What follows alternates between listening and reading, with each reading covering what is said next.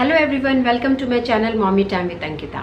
अगर आपके बच्चे ने अभी अभी रीड करना स्टार्ट किया है तो ये फोनिक्स शब्द आपने बहुत सुना होगा। मैंने ये शब्द तब सुना था जब मेरी बेटी 3.5 साल की थी और काफ़ी रिसर्च के बाद, काफ़ी इन्फॉर्मेशन गेन करने के बाद मैंने भी अपनी बेटी को फोनिक्स इंट्रोड्यूस किया और सच में इसके बेनिफिट्स जानने के बाद मुझे लगता है कि हर पेरेंट को अपने बच्चे को जो है फोनिक इंट्रोड्यूस ज़रूर करना चाहिए। Mommy and Daddy Pig are at the fun fair. Peppa's friends. तो आज के इस वीडियो में मैं आप लोगों के साथ शेयर करूंगी कि फोनिक्स क्या है, फोनिक्स किस एज से इंट्रोड्यूस किया जाए, फोनिक्स के क्या क्या स्टेप्स हैं, फोनिक्स के बेनिफिट्स क्या क्या हैं और फोनिक्स किस तरह से आप सिखा सकते हैं, यानी कि क्या क्या एक्टिविटीज़ आप करा सकते हैं बच्चे को फोनिक्स सिखाने के लिए। वीडियो स्टार्ट करने से पहले अगर आपको मेरा वीडियो थोड़ा सा भी यूज़फुल लगे तो प्लीज़ लाइक करें, कमेंट करें, शेयर करें और मेरे चैनल को बिल्कुल भी सब्सक्राइब करना ना भूलें। तो चलिए आइए स्टार्ट करते हैं मेरा वीडियो। सबसे पहले देखिए, फोनिक्स जानने से पहले ये जानना बहुत ज़रूरी है कि इसके बेनिफिट्स क्या हैं। देखिए, कोई भी काम हम तब करना ज़्यादा पसंद करते हैं जब हमें उसे पता है कि इसके करने के बाद हमें बेनिफिट क्या होगा, इसका फ़ायदा क्या होगा। तो इसलिए आपको ये पता ही नहीं है कि फोनिक्स के फ़ायदे क्या हैं तो आप डेफिनेटली आप अपने बच्चे को इंट्रोड्यूस नहीं कराएंगे। तो उससे पहले ये जानना बहुत ज़रूरी है कि फोनिक्स के बेनिफिट्स क्या क्या हैं।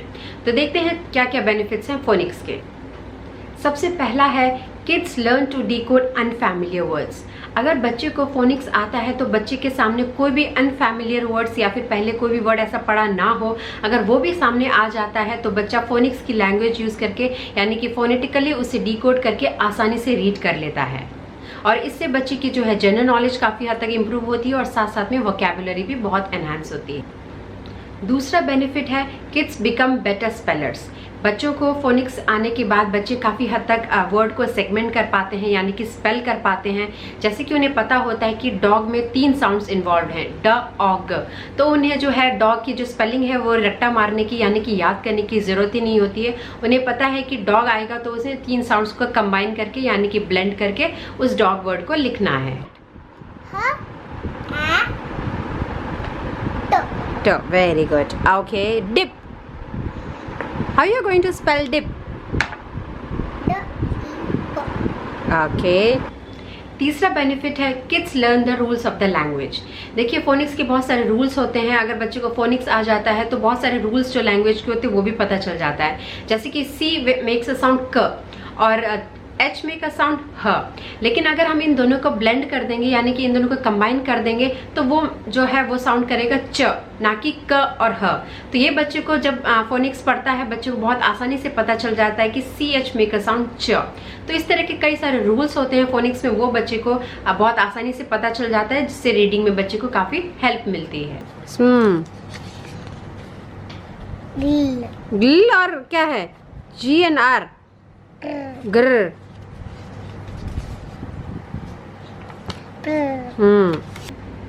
फोर्थ बेनिफिट है किड्स बिकम फ्लुएंट रीडर्स। बच्चों को जैसे जैसे फोनिक्स के थ्रू वर्ड्स को डिकोड करना आ जाता है, उनकी फ्लुएंसी इंक्रीज हो जाती है, बहुत अच्छी हो जाती है फ्लुएंसी, और बिना कोई इरिटेशन के या फिर फ्रस्ट्रेशन के वो बहुत अच्छी तरह से रीड करना सीख जाते हैं, जिसकी वजह से वो कई सारे चैलेंजिंग बुक्स को और अपने इंटरेस्ट के बुक्स को भी एक्सप्लोर कर पाते हैं। फिफ्थ बेनिफिट है इम्प्रूव्स रीडिंग कॉम्प्रीहेंशन। देखिए, रीडिंग करना जितना ज़रूरी है उतना ही कॉम्प्रीहेंड करना, यानी कि उसे अंडरस्टैंड करना बहुत ज़रूरी है।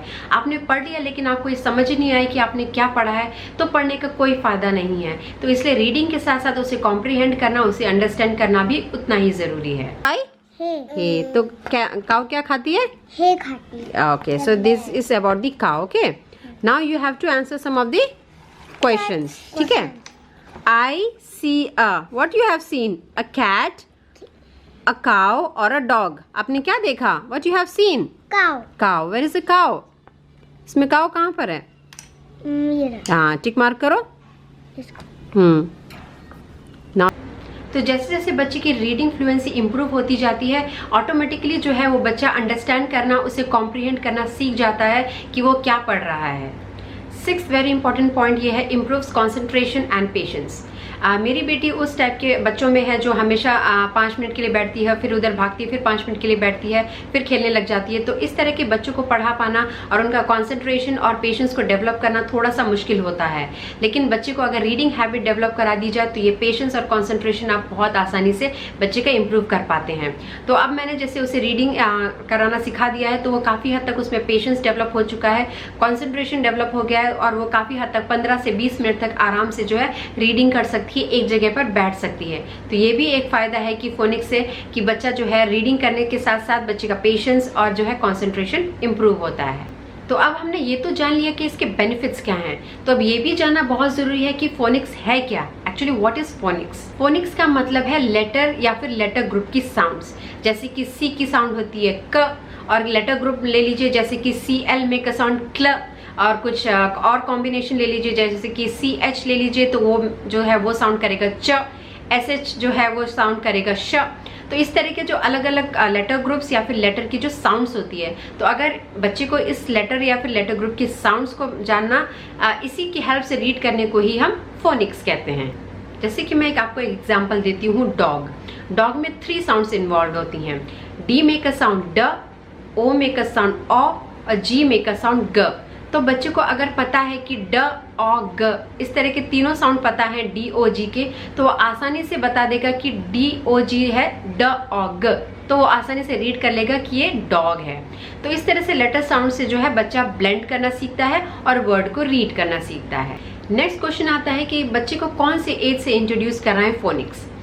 देखिए मुझे जब पता चला था फोनिक्स के बारे में, तब मेरी बेटी 3.5 साल की थी और उससे लेटर नेम्स उस टाइम पे अच्छी तरह से आते थे।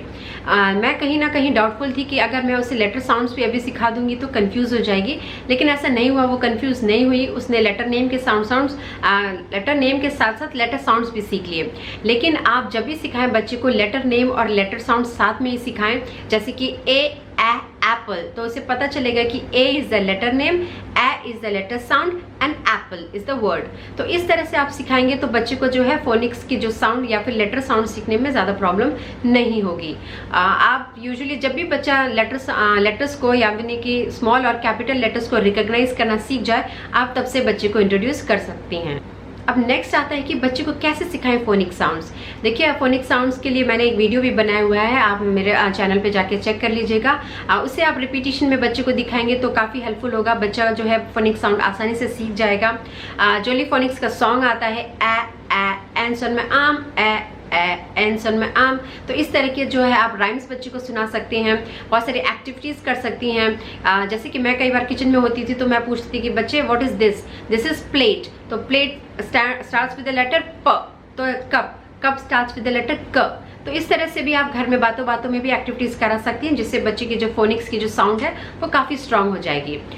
फोनिक्स से रिलेटेड जो भी एक्टिविटीज़ है उसके लिए मैं एक सेपरेट वीडियो आप लोग के साथ शेयर करूँगी, उसे आप ज़रूर चेक करिएगा। Money on, money on, money on, the card is in your long. And B? Bring your bat and bring your ball. B. अब नेक्स्ट है फोनिक्स में क्या क्या स्टेप्स होते हैं। सबसे पहला स्टेप ये है लेटर साउंड्स, यानी कि बच्चे को लेटर साउंड्स आना चाहिए। उसके बाद लेटर ब्लेंडिंग, 2 लेटर ब्लेंड्स बच्चे को आना चाहिए। तीसरा है 3 लेटर ब्लेंड्स, जिसे कि हम CVC वर्ड्स भी कहते हैं, कॉन्सोनेंट वॉवेल कॉन्सोनेंट वर्ड्स, वो सिखाए जाते हैं। उसके बाद फिर डायग्राफ्स आता है, डिप्थोंग्स आता है, वॉवेल पेयर्स आते हैं।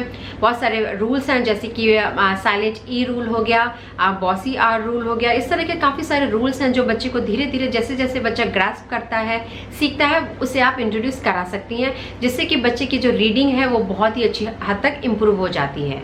तो अगर आप चाहती हैं कि आपका बच्चा एक अच्छा रीडर बने तो फोनिक्स आप ज़रूर इंट्रोड्यूस कराइएगा। मैंने भी इंट्रोड्यूस कराया और इसके बेनिफिट्स मैं देख चुकी हूँ, तो इसलिए मैं आप लोग को भी यही सजेस्ट करूँगी। तो मैं उम्मीद करती हूँ मेरा वीडियो आपके लिए यूज़फुल रहा होगा। इसी के साथ मैं विदा लेती हूँ और मिलती हूँ आप लोग के साथ एक नए वीडियो में। तब तक के लिए thanks and thank you for watching this video.